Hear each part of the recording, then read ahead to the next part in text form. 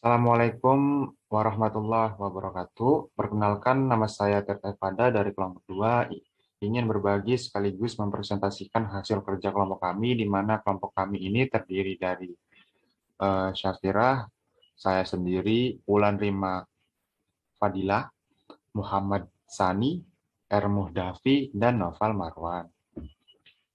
Di mana kelompok kami ini menganalisis kelayakan pusat perbelanjaan dengan judul atau tema penelitian yakni studi kelayakan pembangunan pusat perbelanjaan Cokro Aminoto. Dan pada latar belakang dilatar belakangi oleh Pemkot Denpasar yang ingin memanfaatkan lahan yang sudah tidak digunakan, di mana lahan ini dulunya uh, adalah sebuah supermarket, di mana luas lahan yang ingin dimanfaatkan oleh Pemkot Denpasar ini, bekas supermarket ini adalah seluas 9.800 meter persegi, di mana Pemkot Denpasar ingin menghidupkan kembali lahan yang terbengkalai ini untuk membangun pusat perbelanjaan Cokro Aminoto. Kemudian ini ada rumusan masalah dan tujuan penelitian. Rumusan masalah yang pertama itu, apakah pembangunan pusat perbelanjaan Cokro Aminoto layak untuk dilaksanakan? Yang kedua itu, apakah dalam menggunakan metode perhitungan accounting, return of return, ARR, payback period atau PP, net present value atau NPV, profitability index atau PI, dapat melihat proyek layak dilaksanakan. Dan kemudian tujuan penelitian yang pertama itu untuk mengetahui apakah pembangunan pusat perbelanjaan Cokro Aminoto layak untuk dilaksanakan. Dan yang kedua itu untuk mengetahui kelayakan pembangunan pusat perbelanjaan Cokro Aminoto dengan menggunakan metode perhitungan accounting return of return atau ARR, payback period atau PP, net present value atau NPV, serta profitability index atau PI. Next ya. Di tinjauan teori ini investasi merupakan penanaman modal yang dipakai dalam proses produksi untuk memperoleh keuntungan atau profit suatu perusahaan. Investasi penting bagi kelangsungan masa depan perusahaan, tetapi juga merupakan topik yang kompleks dalam suatu perusahaan. Selanjutnya itu ada kelayakan bisnis. Studi kelayakan bisnis atau proyek merupakan penelitian tentang penilaian atau evaluasi dapat atau tidaknya suatu proyek dilaksanakan dengan berhasil. Tentu saja semakin besar proyek yang akan dijalankan, semakin luas dampak yang terjadi. Dampak ini dapat berubah berupa dampak sosial maupun dampak ekonomi. Di sini di tinjauan teori lagi ke aspek pemasaran dan pemasaran. Aspek pemasaran merupakan aspek yang sangat diperlukan untuk dikaji oleh investor dalam memberikan dananya kepada perusahaan agar dapat meningkatkan laba perusahaan. Ada beberapa hal yang harus diperhatikan pada aspek ini, yaitu pasar dan jenisnya, analisis penawaran dan permintaan, serta analisis tren perkembangan permintaan. Kemudian ada aspek keuangan. Dari aspek keuangan ini bisa diketahui seberapa besar pendapatan dan biaya yang dikeluarkan serta tingkat laba yang dihasilkan oleh perusahaan. Apabila perusahaan sudah mampu menutupi pengeluaran investasi dengan mendapatkan laba sesuai dengan yang diharapkan, maka perusahaan dianggap layak. Cara yang dilakukan dalam menganalisis kelayakan yaitu menggunakan metode penilaian atau kriteria proyek investasi dengan menggunakan metode payback period, net present value, average rate of return, dan profitability index. Nah, hasil dan pembahasan. Analisis aspek ekonomi. Aspek ekonomi dan keuangan dianalisis berdasarkan asumsi sebagai berikut. Yakni yang pertama itu dana investasi yang dibutuhkan dalam pembangunan Cokro Aminoto Shopping Center adalah 116 miliar 500 juta rupiah. Yang kedua itu umur ekonomis pembangunan adalah 20 tahun tergantung jangka waktu kolaborasi antara otoritas publik dan pihak ketiga yang telah disepakati. Yang ketiga itu tingkat bunga maksimum yang diperlukan adalah 14,75% per tahun.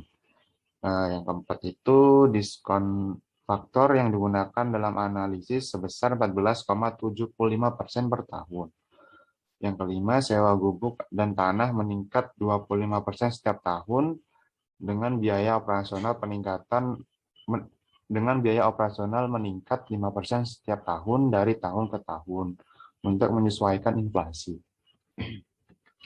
Di sini ada biaya perencanaan pihak ketiga. Biaya perencanaan dan pemantauan dikeluarkan selama tahap perencanaan dan pemantauan pembangunan.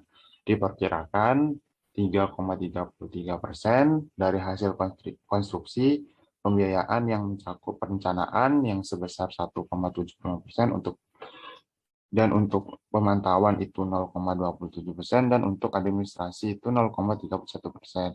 Pada biaya operasional yang mencakup biaya gaji,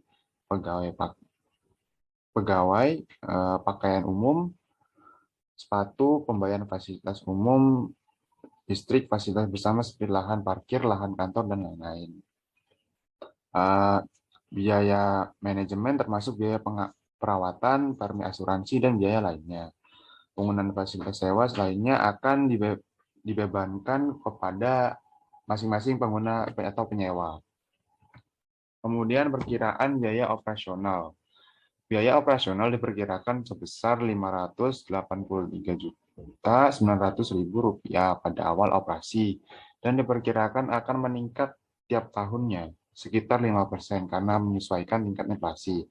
Secara garis lurus, penyusutan pembangunan dilakukan dengan menggunakan umur ekonomis 20 tahun dan site price 40%. Dan ini adalah hitungannya. Dan didapat penyusutan bangunan itu sebesar 3.495.000.000 per tahun.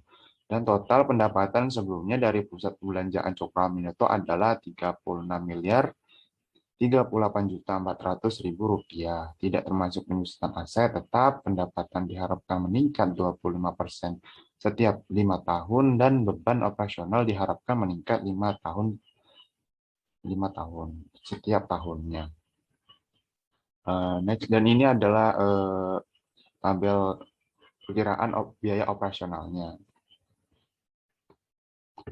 Perkiraan pendapatan dari sini bisa dilihat hasil per bulan rupiah ini dihasilkan dari kapasitas dikali dengan per unit bulan. Di mana misalkan Stanford Corn ini memiliki 100 unit meter persegi ya dikalikan dengan per unit per bulan menghasilkan per bulan rupiah yang sebesar 150 juta rupiah dengan per tahunnya itu 1,8 miliar rupiah.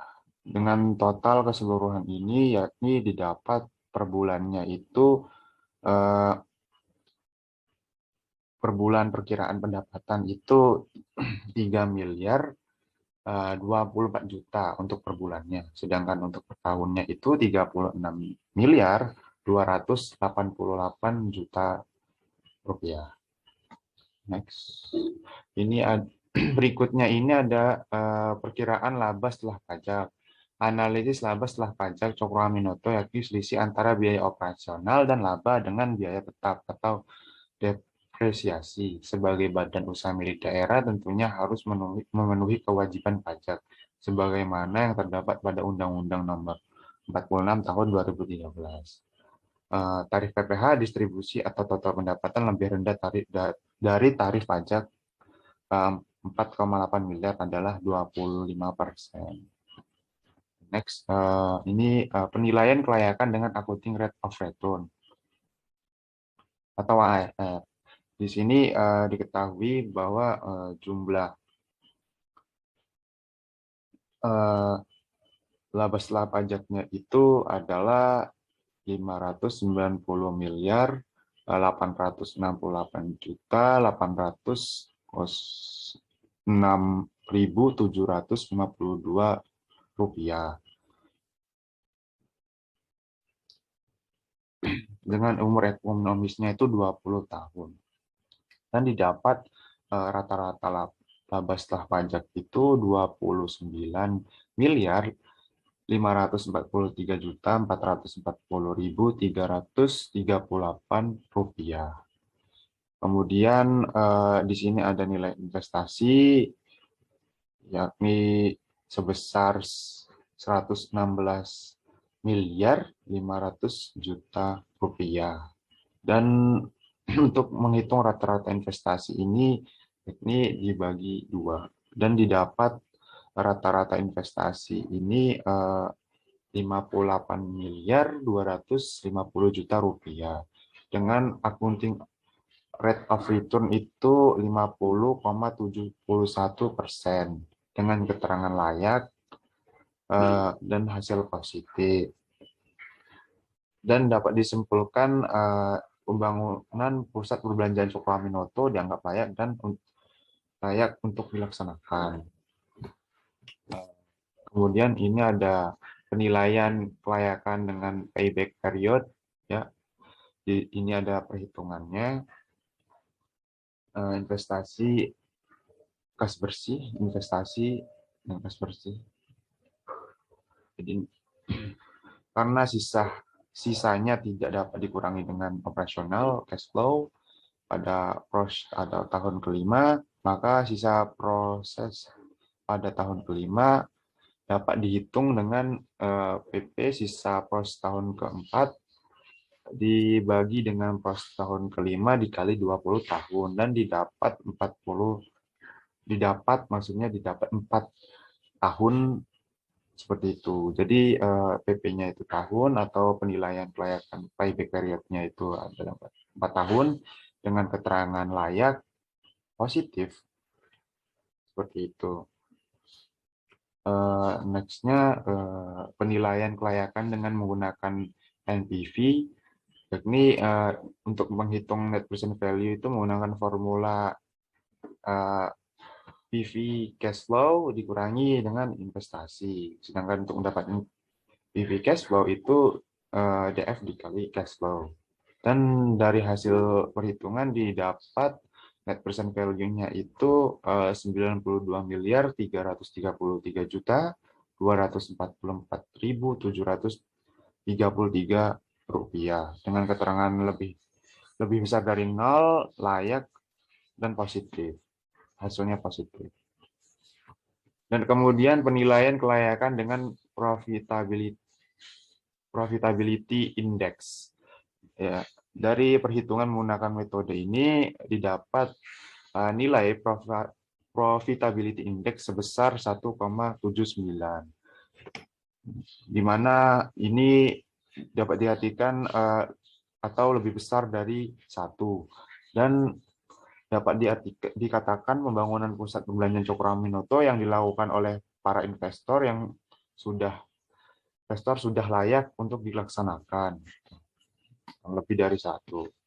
Kemudian kontribusi terhadap pemerintah kota dan pasar. Kontribusi yang didapat dari pembangunan pusat perbelanjaan yaitu terdapat pengalokasian dana sebesar 35% pada pendapatan asli daerah. Dan dari hasil pendapatan pasar untuk jangka waktu proyek 20 tahun.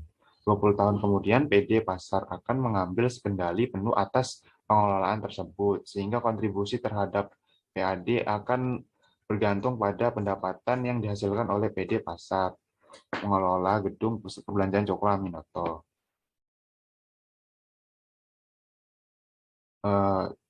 Kemudian kesimpulan itu mengacu terhadap hasil dalam mengolah dan menganalisis diperoleh kesimpulan yakni berdasarkan perhitungan dengan menggunakan metode ARR diperoleh hasil 50,71%, sedangkan tingkat keuntungan yang dibutuhkan adalah sebesar 14,75%, yang berarti berdasarkan hasil tersebut, pembangunan pusat perbelanjaan Cokroaminoto dianggap layak untuk dilaksanakan. Kemudian hasil yang diperoleh dari perhitungan payback period diperoleh 4 tahun. Dengan demikian, hasil lebih kecil dari umur investasi. Semua investasi pada pusat perbelanjaan Cokroaminoto diharapkan kembali dalam jangka waktu 4 tahun. Dengan demikian dapat diambil kesimpulan pembangunan pusat pembelanjaan Cokroaminoto itu layak dilaksanakan. Mengacu terhadap hasil hitungan net present value, sudah diperoleh nilai positifnya yaitu sebesar 92.333.244.733 rupiah, yang berarti layak. Kemudian hasil yang diperoleh dari perhitungan dengan menggunakan metode profitability index didapat sebesar 1,79 atau lebih besar dari 1, dan dikatakan pembangunan pusat perbelanjaan Cokroaminoto yang dilakukan oleh para investor sudah layak untuk dilaksanakan. Kemudian kontribusi yang didapat dari pembangunan pusat perbelanjaan yaitu terdapat pengalokasian dana sudah sebesar 35% pada pendapatan asli daerah dari hasil pendapatan pasar untuk jangka waktu proyek 20 tahun. Ya, mungkin itu saja dari saya. Kurang lebihnya mohon maaf. Jika ada kata-kata atau hal-hal yang kurang berkenan, mohon dimaafkan. Itu saja. Wassalamualaikum warahmatullahi wabarakatuh. Dan jangan lupa like dan subscribe channel Anak Mandiri 2019. Terima kasih.